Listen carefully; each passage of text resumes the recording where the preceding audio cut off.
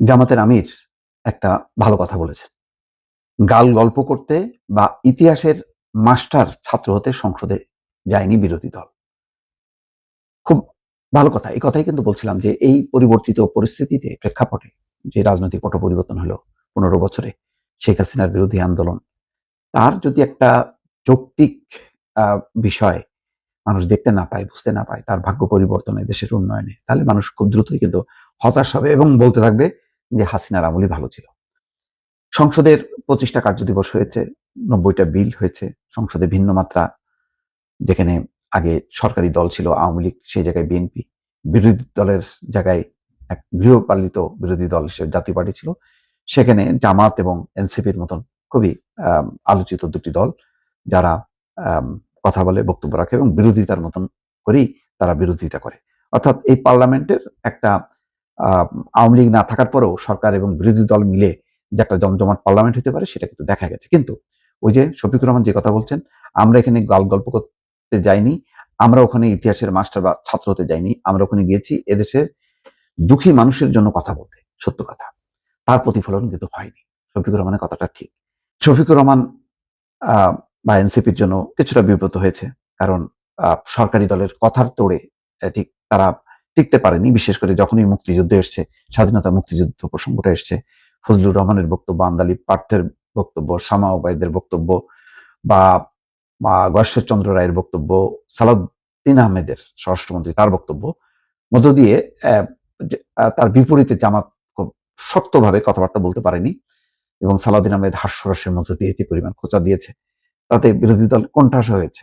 Bank লুটপাটের কথা বলা হয়েছে, ইঙ্গিত দেওয়া হয়েছে ইসলামী ব্যাংক তারা নারায় তাকবীর আল্লাহু আকবার বলে দখল করেছেন। এই সব কিছু মিলায় যথেষ্ট পরিমাণ অস্বস্তির কারণ ছিল এই এই পার্লামেন্ট। কিন্তু স্বস্তির জায়গা হলো যে একটা পরিবর্তিত প্রেক্ষাপটে এসছে এবং একটা জমজমাট পার্লামেন্ট হয়েছে। কিন্তু কথাটা হলো, এটাই কি শেষ?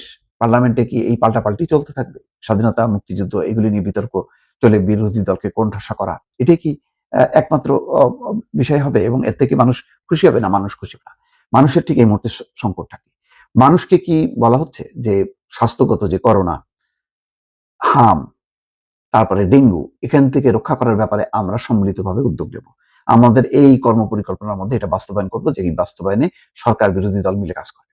সরকার বিরোধী দল মিলে সংবিধান সংশোধনে যেমন কাজ করবে, তেমনি ব্যাংকে লুটপাট ঠেকানো, অর্থনীতি পুনরুদ্ধার এবং এই যে মানুষের জীবন রক্ষার জন্য যে কার্যক্রমগুলো, সেগুলো নিয়ে কিন্তু বিস্তারিত আলোচনা হয়নি।